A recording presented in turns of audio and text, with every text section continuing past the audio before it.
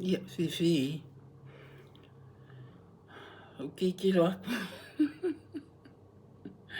o kikiro aku ia ulunga o le camera kai papangi lipstick ia langa le whakoa usa sa atu aku fo I whane mai ia le lai le wangu ka ngu mai o ka ngu mai lo whapia o ke ka ele roa o solo malo fia moi a o manga a wai wha o ngani kai mi e whai a koe sinka ko video ia o le taimi nei I meleponi oi le ai o lo kei birthday o kai mini ke lo po kai ka le I wa pia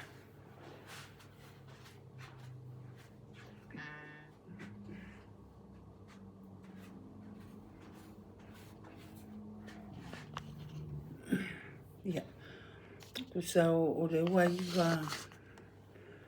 iwa fast food na winga ko I west food I le iwa vadu fast food kusa la wafia pea le west food kasi fast food I la lo I maku ese umakai mi ia wale ta sa moa wale foi New Zealand ia ke lo ma ko I late foi New Zealand kai kusa New Zealand ma Samoa ia anyway ia o le senga o lipstick langa le whako sa ngula sa ui o whare mai ngia so a tua ia o sa wai lo foi le ia ka mo mai lo whapia ia ma ia lo whaisinga viro foi le o le sa o vai o pre-record o viro o ke le live foi le e nga le luanga I live nga sa whakai kai le live ia ai ke lua e sili ia o le record la le viro ia ngo koe makamaka ai lea ia o anga fila o las viro le wasoso o a o viro a walewa nga o markirisi masiso o koe maripis ia le ala o ngai birth pe o ke aru whare mai during the day ia ngo sawa I loa lea po ke o mai ala I po le ke o le o mo le fiku ia e la vase o kai mi e whai e singa viro wai o hongi fo I la loi I le mako territory I Melbourne ia e pisi a Melbourne ia pe o le o mo singa relax I le ngai fo I sawi I ngai piko ia ona o le fia mafuka fo I sifanga ia o le mea la nga pe o whaasua fo ngani o mea ngā le o se senga ko ai pe o le se senga o loa fo I sa mua ring e koe reminds mai aka ika ia ia loa fo I sa whai e lipstick ia so ia ia uma whai lipstick ia whaasolo solo I fo whaapea ia ia e pe o se senga ia fo ia o le mafu anga o so o le o koe makamaka I la o video le anga po ia e fi wha malama fo I lea wa o lea iai e o fo iai loka ika ina ka ki wha alunga fai mai ia pe wha makala fua la mia ia oka ka I umi fo iai le ima se au nga ia I le whapia fo inga le oka whai ki o nga o le kere iai o se mea e fi wha malama mangkua fo e le o o se whai news ia po o se ka fo I le wha sala la manga kua fo o lea ua ese le lalo langi le wakako iai ka luai o nga e ka nga ulu sa whaia ma whai sa ukara. Ia, ai a kaungu ia inga a platform ia ua maua le seling. Ia e pio le au ngani nga ka amaka mai la ka channel ka kile I se ma fau le nga vai. Ai ua alu wapia, ia why not? A whai a le ma whai nga whai se channel sis. A whai o le ma whai nga whai ka ko channel. O le ale mea le ma whai o nga ka ko whai a lea mea o le o mai o le a lava le mea e whaasua ai. Ia ai muli ange ma wai singa wha amanu ianga kau se lingo. Ia o au la e umanga whai a uwiro. Mo ko e maka lea. Mo ke maka. Kusa o ke maka ai le I posting ai lunga. Inga ia mau ki ngoa. O lai o ke mea uma. E lea ia la se ia o ke maka umanga koro ko e maka. E lea ia se vilo se I le ai se mea o iai. E le maanga ia fo ile le ia o I se post. E le ngona ukala I se kala. Ia po se maka upo fo ele kakana ngoa ai. Ia mo whaapea lea. Oi. A whaila o le whainga lea. E fo inga le kake whaasua. Kake manga o e whaile video ia whaasua mea ia. A whaila o ke manga o e koe ave ese. Ma koe ave ese. Koe ave ese mai le mea. Ia e umai fo ele ese video. Ia wa o lea. O le mea lea wo uiloa ma koa ia umau ki ngoa. O na ia tatu tangata lava ia. Ai mai se a kako e au mau I whafo. Ia, o ke whape ngā foi. O sa lo fia whaadongo I kala mai I se o kako aku nguu. O kala mai se o kako aku nguu. O polo kiki. So se kala mai se o kako aku nguu. Ia, se vangai me o kala fo I e pini fasila pisi. Ia, ngai ko ke sila fia. I le se mea alainga. O mea kongula ngai. E kaunga kipi pe a whapea. E whaisa o video. Alae o ke whaasoa mai mangi mea whapea ngā. Ai a whapea pēla la o video anga po whaim whakaika inga. O ka se umi o le whaamakalanga. O le poku. I lo usawai le poku. Ia maisi a mea. Ia aua ia. O aua ia e unga le video. E le ai masunga le anga po o songa whaale kongo. Po se mea o ia a fia ai se kangaka. Ia. O le mea la le ngā. O ke le imanga awa ia kipi e se uma. E kei mea ke whape ai. Pe e se hanga whai e fua la kala. Ia. E ka ufua la mea. Ia. O longa winga.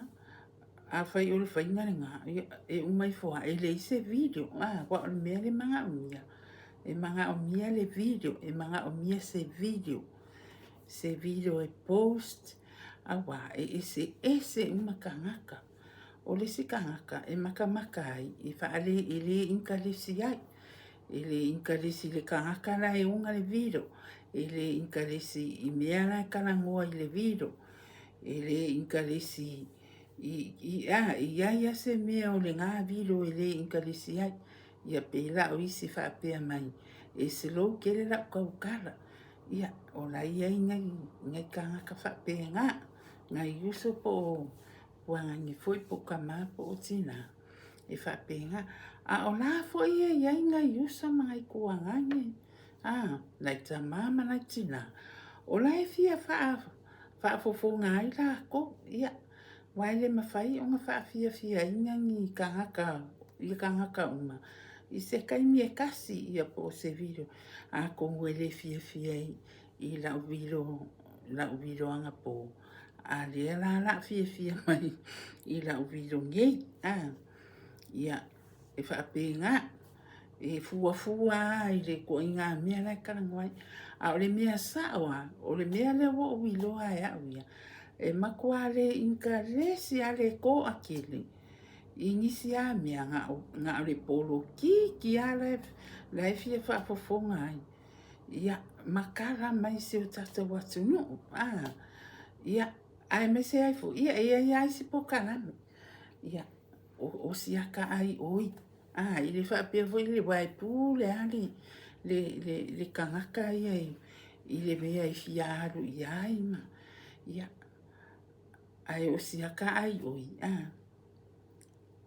Wa le la sa wali ai nei i le lua kausanga o le channel. Ai a ko sila ai subscribers. Ele i kai.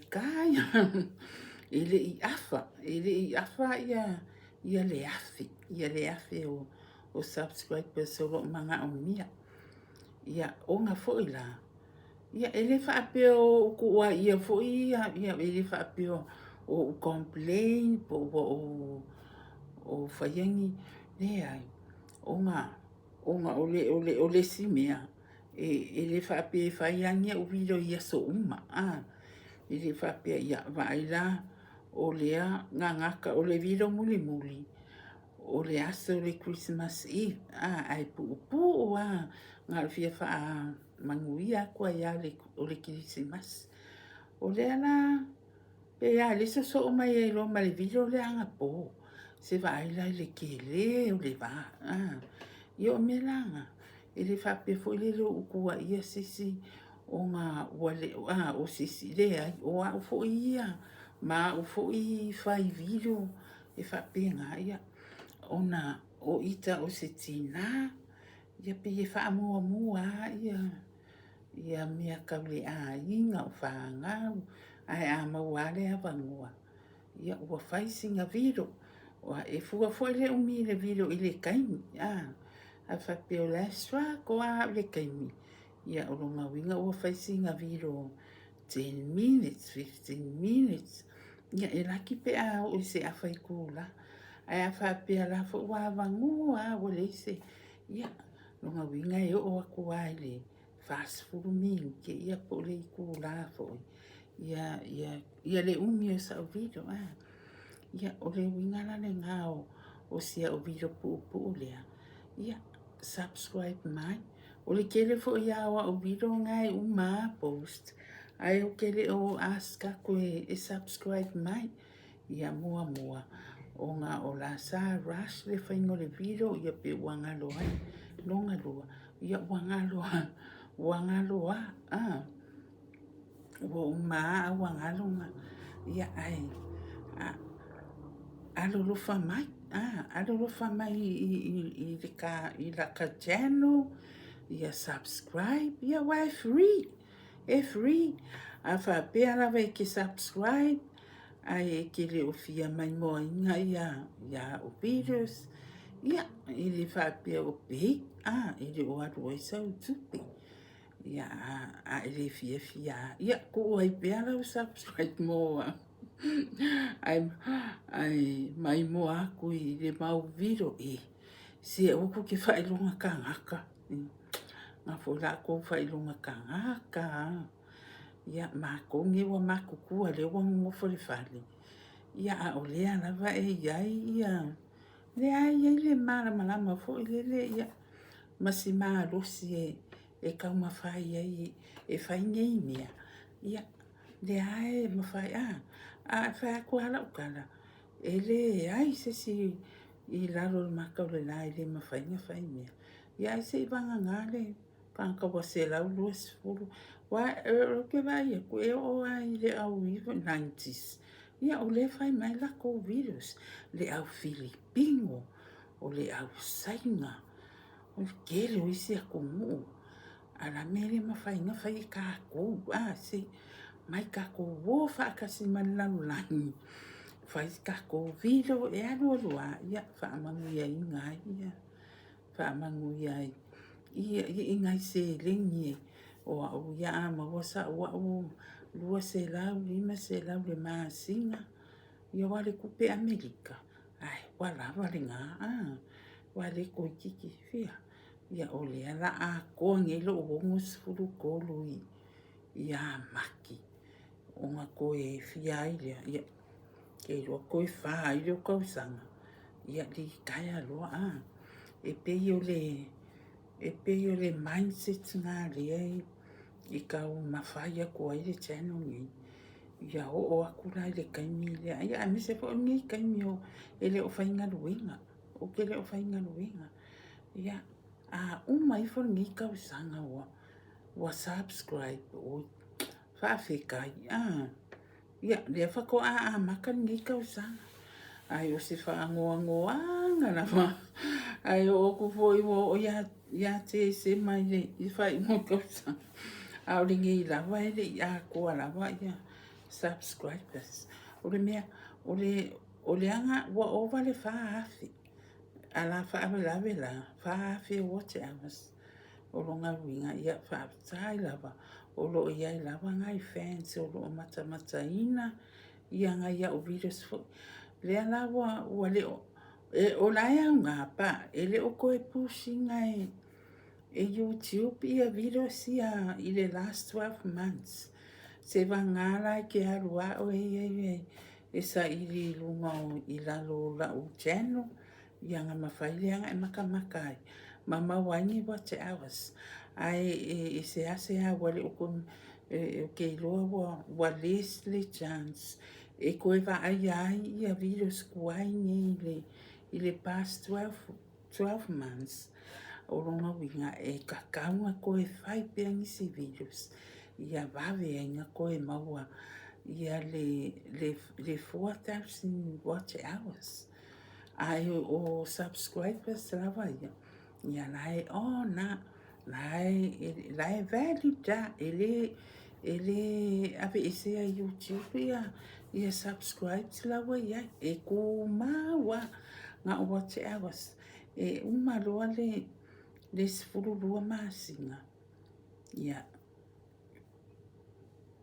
wa demolish mianga wa le koe au ngā ia ai koe a maka o longa winga na e kakauanga i engi videos a wa o videos ia le last 12 months wa le sile chance e va aia ia kangaka o ngā o laua e fa pe ngā whai ngā YouTube wa leanga no research ako o le alare me whai pe a wha pe o wa ave is wa le au ngā ia le wha whi watch hours a le lai fōringa mai e create more videos o videos la ngā e pusha i le YouTube ele o videos uma fo e fua o va pe o me o YouTube e lo fa sa mo la fo i maka i videos ma fia ina ngo fo le ma push o mai ma ke la ia o videos virus ia o le last 12 months o se fulu afe valu afe ia views wa vai fa solo me la le fiku o lima ia mangai videos la ngai e la le afe ke le a videos la le afe le ana como fai ko inga i videos fobia e ko a makai le watch hours ai maua fo i watch hours nga ai le maua subscribe ia wale nga fo me ala nga ia please subscribe and like ia ma ko mingi ma share fo ia fa mole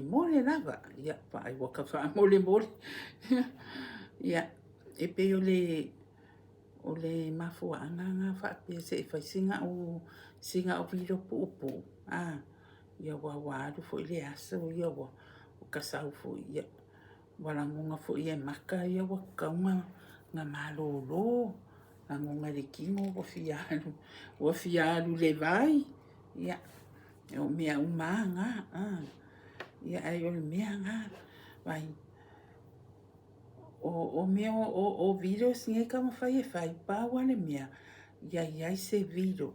E le whapea fo i la. O le a kawhiri sau mua ia i whaamakaranga ma upu ma me karangua ai. E fua e whai fua foi.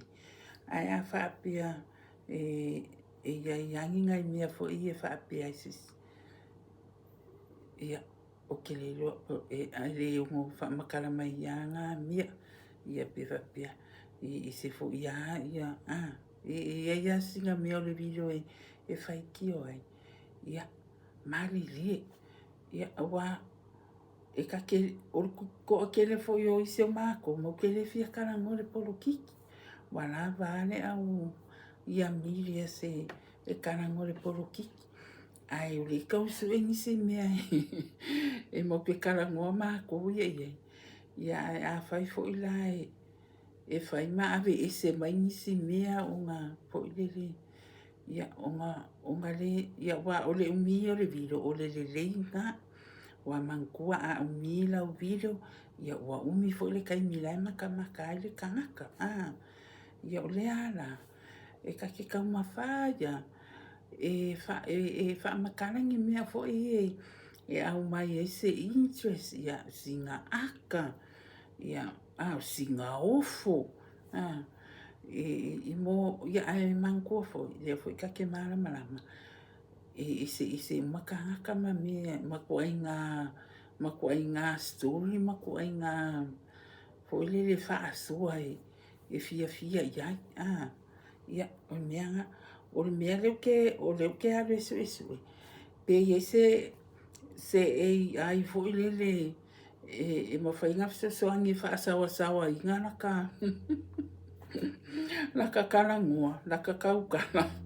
Ia o ke ai lo ai a o ia. Ia ai ai la le mea leo ke ngā rue ai kai mimi. I le ai lo ke kau mawhai. E whai sa o pesi. O ka fio lai. Vai mea o i re kou kingi. Ia o lea la o e whai ke fo i la. Wa e ke le o ka le ke lo le mea o le app o le ai. Ia o le la kausu e se app fo i le mo ki ngoa. A ka postinga se pese. Pea umanga ka creatinga se pese. E le a fia ika i le mele o le strike. I ke ua copyright aku se pese a seisi. Ia wa mea la lea. Pe kuse ka ika le pese. A o le leo le skangaka. Ia koe ngā mea la ngā o kele o malama ia lea o ke kamawhai e research a kiri po le ale sa o ngā mea. O le mea o le kuse ka ika le lyrics. Whape e whai o laka upu. Kusa ka ika le composing al pese. Ai o le leo le skangaka lai usu ai. Ia le mea la ne ngā. Ia whai o mai moa mai seisi. O maana malama ai. Ia ko mengi mai wa o mele iai. E le umianga ki kiro ai mese ako ngā kaimini wa aru le aso o karu. Ia o ka saure whare le umianga ki kiro ai o ka moi. Ia marisi mea. Ka ki o mai whare wa a makanga tamu fo ile le mawhau. Wa e ai fo ile mawhau. Ia koe ngā mea ia o le se mea. Ngā le kuua ka ika le topic. Po le ale pese lea. O se pese se winga i le ia pela a pea umi. Ia ngare pawanga. Ia usu mai loa. E manga kuia i whapenga. Ia usu mai loa e le leo lea.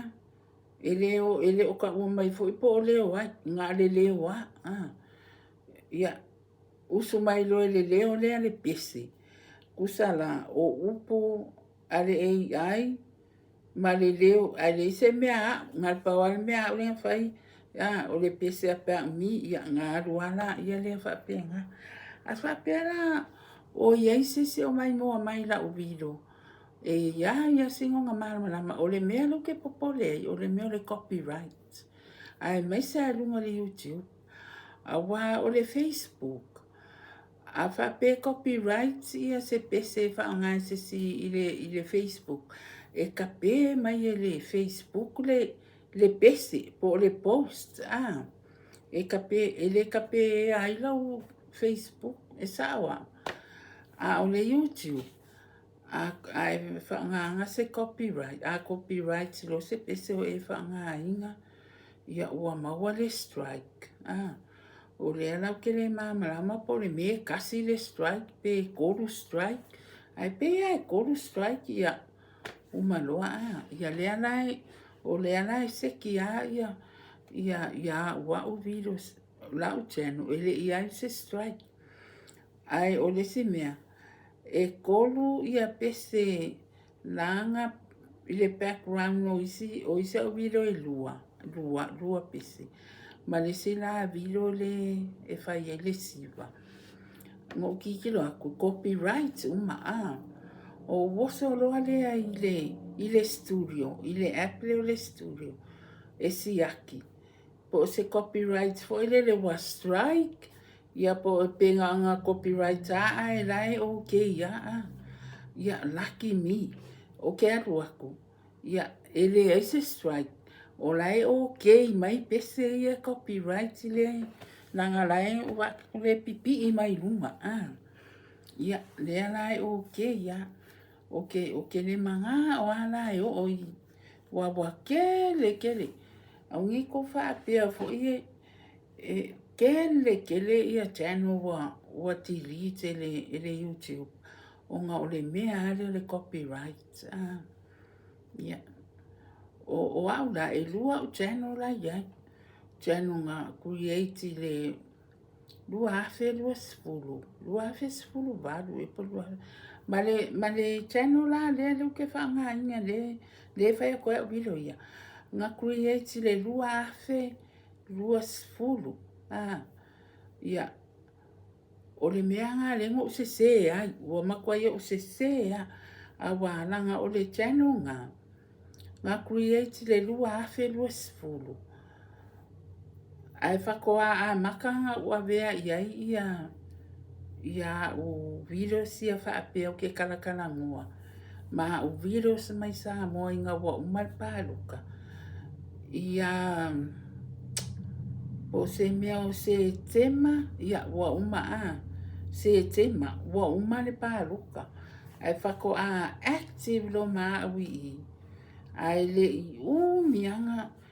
umianga nga aru ai fa pe ia o maki fo ie o maki e mai le 12 months ai wa nga le ka kisimas ia o le mafo anga le nga wa va venga nga ave ise ia what hours se fa afi o nga o lo wa ko i ka minga ya se mai ia le what hours fa pesa kaunga ko e fai le sa o channel fo e maka le ia o videos a wa o videos ia o sa mai sa mo o inga le nga makua i viral ia ke lo isi videos manga ia isi fo ia o videos nga o le ke karangoa fa pia ia ai a wa pu